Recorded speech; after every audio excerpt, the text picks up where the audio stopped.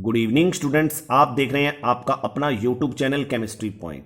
Students, आज हम कक्षा 12 केमिस्ट्री के चैप्टर 4 के रासायनिक बलगति के एक महत्वपूर्ण टॉपिक को क्लियर करेंगे, जिसका नाम है अभिक्रिया की अनुसंख्यता व अभिक्रिया की कोटि में अंतर। अभिक्रिया की अनुसंख्यता यानी अभिक्रिया की आणविकता व अभिक्रिया की कोटि में अंतर। तो ये जो टॉपिक है स्टूडेंट्स, ये बोर्ड परीक्षा में लगभग 1 से 2 नंबर का पूछा जाता है।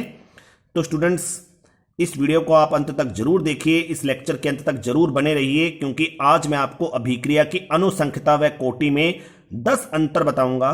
तो उन 10 अंतर में से यदि आप 4-5 अंतर याद रख लेते हैं तो आपका ये जो क्वेश्चन है अभिक्रिया की अनुसंख्यता व कोटि का, ये क्लियर हो जाएगा। तो चलते हैं अभिक्रिया की कोटि और अनुसंख्यता में अंतर पर। तो अभिक्रिया की अनुसंख्यता व कोटि में पहला अंतर। तो अभिक्रिया की अनुसंख्यता क्या होती है? किसी अभिक्रिया की अनुसंख्यता उस अभिक्रिया में भाग लेने वाले अणुओं, परमाणुओं या आयनों की संख्या होती है जिनसे स्टोइकियोमेट्री समीकरण को प्रदर्शित किया जाता है, यानी संतुलित समीकरण को प्रदर्शित किया जाता है। जबकि अभिक्रिया की कोटि क्या होती है? किसी अभिक्रिया में अभिकारक अणुओं की संख्या जिनकी सांद्रता में परिवर्तन होता है, उसे अभिक्रिया की कोटि कहते हैं। अब चलते हैं दूसरे अंतर पर। अभिक्रिया की अनुसंख्यता सैद्धांतिक होती है, जबकि अभिक्रिया की कोटि जो है वो ये प्रायोगिक होती है। यानी प्रायोगिक मान क्या है? अभिक्रिया की कोटि, जबकि सैद्धांतिक मान क्या है? अभिक्रिया की अनुसंख्यता।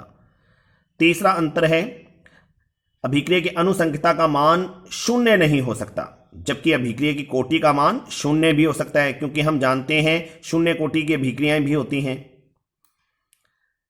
चौथा अंतर है, अभिक्रिया की अनुसंख्यता का मान सदैव एक पूर्ण संख्या मिलेगा, जबकि अभिक्रिया की कोटि का मान पूर्ण संख्या भी हो सकता है और भिन्नात्मक यानी भिन्न में भी हो सकता है। तो इसका मतलब अभिक्रिया की कोटि जो है, इसका मान पूर्ण संख्या, इसके साथ साथ भिन्नात्मक भी हो सकता है। पांचवा अंतर देखिए, अभिक्रिया की जो आणविकता है उसका मान सदैव धनात्मक मिलेगा, यानी पूर्ण अंक तो होगा लेकिन वो 1, 2, 3 इस प्रकार से मिलेगा।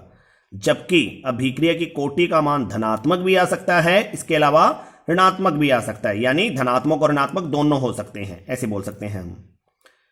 छठा अंतर देखिए, अभिक्रिया की जो आणविकता यानी अनुसंख्यता होती है उससे अभिक्रिया की क्रियाविधि ज्ञात नहीं होती, जबकि अभिक्रिया की कोटि से अभिक्रिया की क्रियाविधि ज्ञात होती है। अभिक्रिया की जो अनुसंख्यता होती है, सातवां अंतर पढ़ रहे हैं हम। अभिक्रिया की अनुसंख्यता जो होती है वो अणुओं की संख्या से संबंधित होती है, जबकि अभिक्रिया की कोटि जो है वो सांद्रता से संबंधित होती है। तो स्टूडेंट्स, मैंने जो ये पहली परिभाषा अंतर के रूप में चुनी थी, इसमें भी मैंने शायद यही अंतर इंक्लूड किया था। अब इसको हम सरल रूप में यहां प्रदर्शित कर रहे हैं। देखिए कि अनुसंख्यता जो होती है वो अणुओं की संख्या होती है, जबकि कोटि जो है वो एक प्रकार से सांद्रता से संबंधित है। तो स्टूडेंट्स, अगर आपको ये मेरी वीडियो पसंद आ रही है तो इस वीडियो को आप लाइक और शेयर जरूर कर दें, और साथ में लाइक करते समय जो इस बात का ध्यान रखें कि आपको यदि ये वीडियो अच्छी लग रही है तो आप कमेंट्स भी कर सकते हैं साथ में। अब चलते हैं 8वें अंतर पर।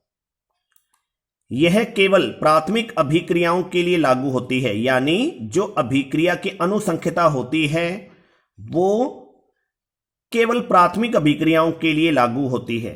अब हम बात करते हैं कि जो प्राथमिक अभिक्रियाएं होती हैं वो क्या होती हैं।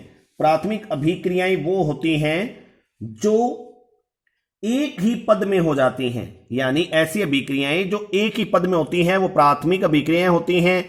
तो अभिक्रिया की अनुसंख्यता उन अभिक्रियाओं पर लागू होती है, लेकिन अभिक्रिया की कोटि जो होती है प्राथमिक अभिक्रियाओं के साथ साथ जटिल का मतलब जो अभिक्रियाएं 2 या 2 से अधिक पदों में, यानी 1 से अधिक पदों में संपन्न होती हैं, उन्हें जटिल अभिक्रियाएं बोलते हैं। और अभिक्रिया की कोटि जो होती है प्राथमिक यानी सरल अभिक्रियाओं पर और जटिल अभिक्रिया दोनों पर लागू होती है।